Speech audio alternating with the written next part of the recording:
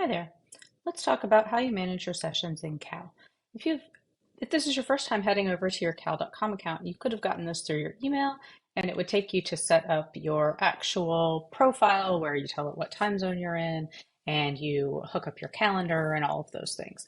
Right now, we're going to talk specifically about your event types. So you can see here I have hidden the defaults, the 15-minute and the 30-minute and the secret meeting. Those are all hidden and won't appear in my Aces on Tap profile.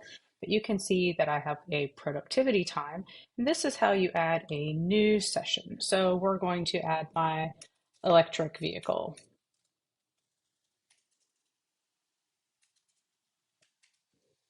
So now you can see that we have my profile and I will have an electric vehicle session.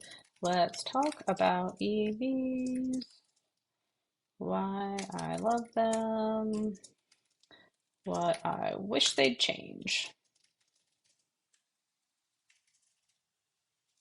And we'll set that to be a 15-minute session. So now when I continue, I can set my location. If you have a Google account, that's great. You can use Meet.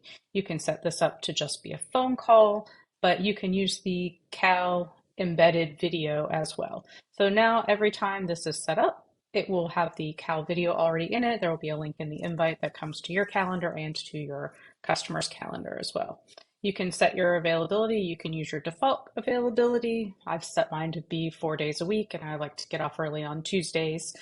Um, but I'm not available on the weekends for this particular type. You could change this um, and set whatever availability you'd like. You can also set your limits. Do you need time to prepare if you're doing an EV car? Maybe I want to set 10 minutes before this event to Google the latest news from Tesla, right? Because there's always some news from Tesla.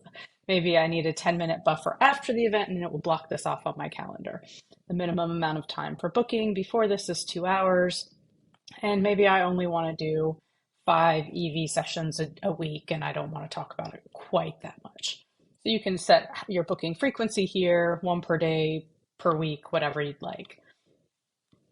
And you can also limit your future bookings. So how far in advance, maybe you want to test out your scheduling and you only want to book this for 4 weeks at a time, 6 weeks at a time. You can go into your advanced calendar settings and you can make sure that guests can invite other people. If you're getting paid for your information, you want to make sure they don't just forward this to a whole lot of people. But if you're going to offer like a 10-person session, then this would disable guests and opt everybody in and you would see the availability. So we'll do a whole nother video on the advanced features for this. Finally, you'll need to go into your apps and make sure that Stripe is turned on, and then I can set my price for this session. And once I save that, we are all set. And now when I go to my bookings page and book the EV, when I book any event, I can go in and see what the cost is and what it looks like on my profile.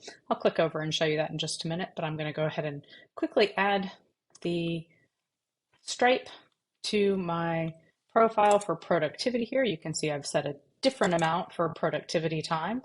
And now I'm all set. I've got event types set up for my different accounts. I can move the non-hidden ones up to the top so that I can always see what's going to be available on my profile when when a client books a session with me. And in the next video, we'll show you what that looks like.